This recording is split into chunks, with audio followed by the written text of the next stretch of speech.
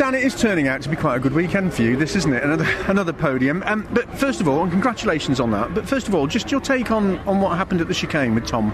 My take is that the cameras will decide that. I mean, my take will be very different to his, but I guess impartial people will have to decide.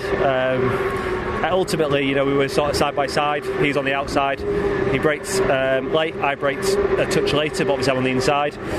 Obviously, I showed him the outside. We both got in deep, and then once we got through the right for the left, obviously I thought, well, I can't really turn in here. He's going to spear me in the door.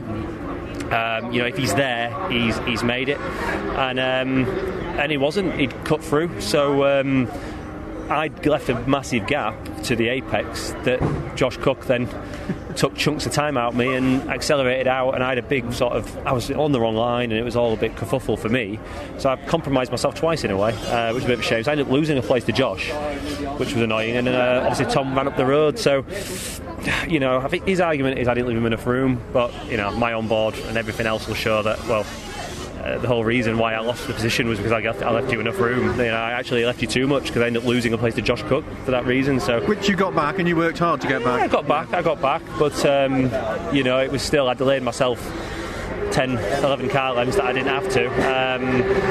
So I don't know, it's a funny one. I mean, if there's a wall there, he hits it, isn't there? I don't know if he could have stopped. I don't know. He's on the outside on the dirty line.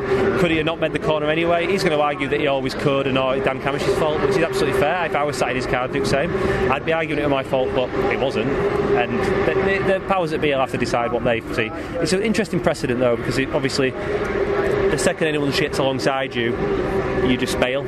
And go off and win the race, and everyone cheers, and it's like, well, that could have gone a very different way. I went on to set the fastest lap. We were in a really fast car. I would have had one less car to pass, probably one less lap of hybrid to use. The race would have been different. So, yeah, I don't know. I'm intrigued, but at the end of the day, it's Tom. He's kind of a fan favourite.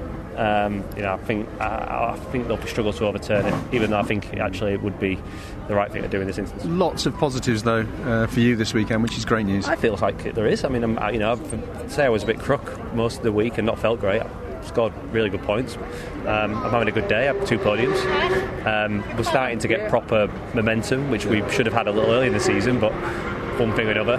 I think as a team, I feel like we're just really going strength to strength. We're putting everything that we've talked about in winter, everything we've worked on, all the late nights and long hours of preparation and understanding the little bits that we struggle with sometimes that we don't execute. I think we've really nailed this weekend, and I'm proud of the team for that. So, we look closer now than I have in a long time.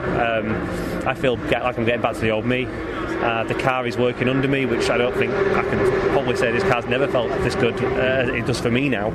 I feel closer to the ultimate place of this championship than I have in a long time. So that's encouraging for me going forward.